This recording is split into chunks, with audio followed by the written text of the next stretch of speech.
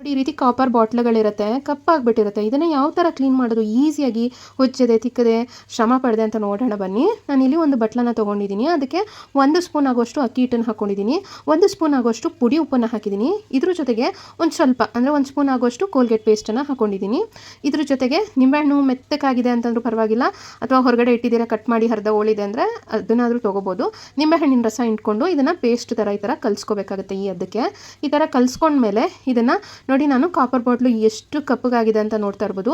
ಈ ಒಂದು ಪೇಸ್ಟನ್ನ ಹಾಕಿ ಜಸ್ಟ್ ಈ ಥರ ಮಸಾಜ್ ಥರ ನಾನು ಮಾಡ್ತಾ ಇದ್ದೀನಿ. ಜಸ್ಟ್ ಹೀಗೆ ಹಚ್ಚಿದ್ರೆ ಸಾಕು. ಎಷ್ಟು ಚೆನ್ನಾಗಿ ನೋಡಿ ಈ ಮಧ್ಯಭಾಗದಲ್ಲಿ ಆ ಕಡೆ ಈ ಕಡೆ ಎಲ್ಲ ಎಷ್ಟು ಡಾರ್ಕ್ ಆಗಿದೆ, ಮತ್ತು ಈ ಒಂದು ಪೇಸ್ಟ್ ಹಾಕಿರುವಂಥ ಜಾಗದಲ್ಲಿ ಯಾವ ರೀತಿ ಇದು ಪಳ ಅಂತೇಳಿ ಆಲ್ರೆಡಿ ಆ ಕಪ್ಪಕ್ಕಿರೋದೆಲ್ಲ ಕ್ಲೀನಾಗಿ ಹೋಗ್ಬಿಟ್ಟಿದೆ. ನಂತರ ನೀರನ್ನು ಹಾಕಿ ನಾನು ಇದನ್ನು ತೊಳೆದು ತೋರಿಸ್ತೀನಿ ನೋಡಿ ಎಷ್ಟು ಚೆನ್ನಾಗಿ. ಜಸ್ಟ್ ಹಚ್ಚಿರೋದಷ್ಟೇ, ನಾನೇನು ಇದನ್ನೆಲ್ಲ ಸ್ಕ್ರಬ್ಬರ್ನೆಲ್ಲ ತೊಗೊಂಡು ಉಜ್ಜಿಲ್ಲ ತಿಕ್ಕಿಲ್ಲ ಏನೂ ಇಲ್ಲ.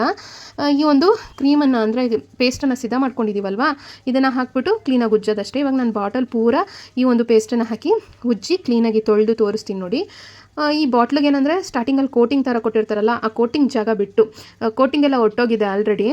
ಸೊ ಎಲ್ಲೆಲ್ಲಿ ಸ್ವಲ್ಪ ಇದೆ ಆ ಜಾಗ ಬಿಟ್ಟು ಬಾಕಿ ಕಡೆ ಎಲ್ಲ ಎಷ್ಟು ಚೆನ್ನಾಗಿ ಈ ಒಂದು ಕಾಪರ್ ಬಾಟ್ಲು ಕ್ಲೀನಾಗಿದೆ ಅಂತ ನೀವೇ ಇಲ್ಲಿ ಗಮನಿಸ್ಬೋದು.